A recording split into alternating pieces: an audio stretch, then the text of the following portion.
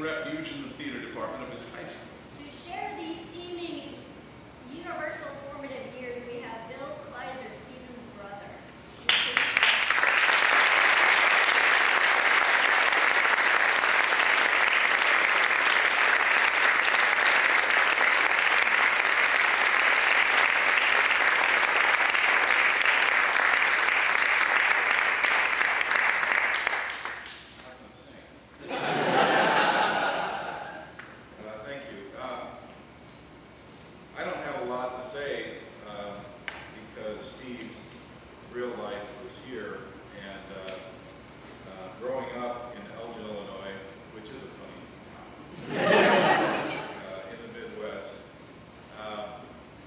Recently, Steve and my sister and myself lost our parents, and I've been trying to write my thoughts and about growing up in the Midwest, in a sort of a memoir, and thinking back about Steve, I know that always thought that something was up with him because he's 8 years younger than I was, and on Sunday evenings we'd be sitting in watching Ed Sullivan and Disney.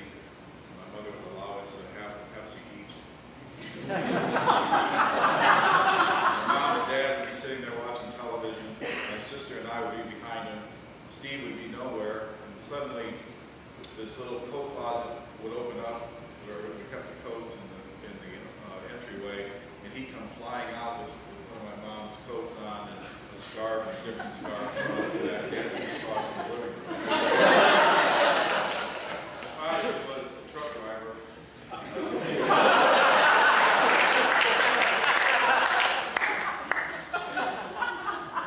Well, I guess it got to the point where we would just, all of us in unison would just sort of lean the other way so we could see the TV around the dance.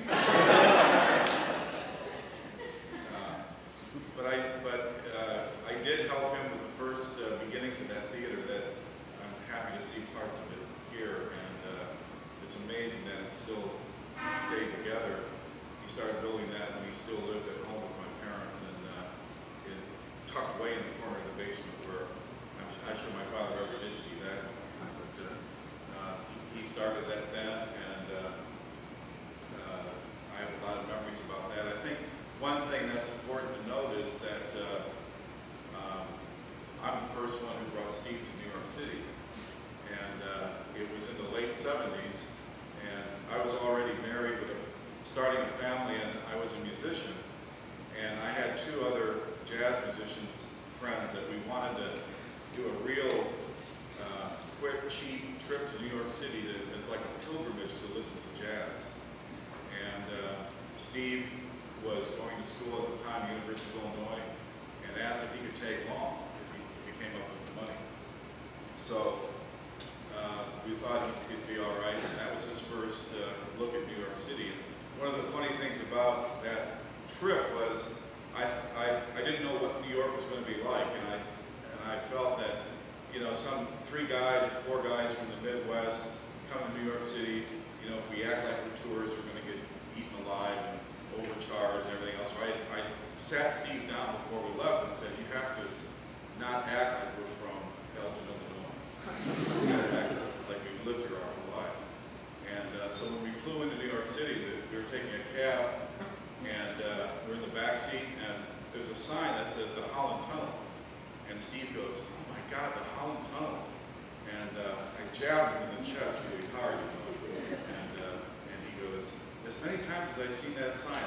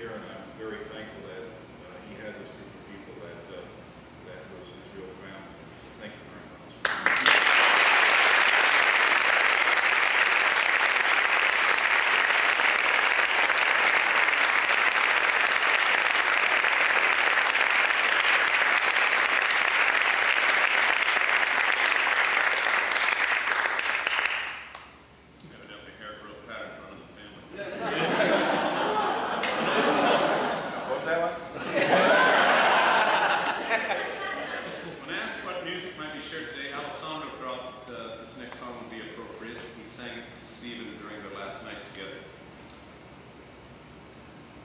Who said no tears? Here is to sing one of Stephen's favorite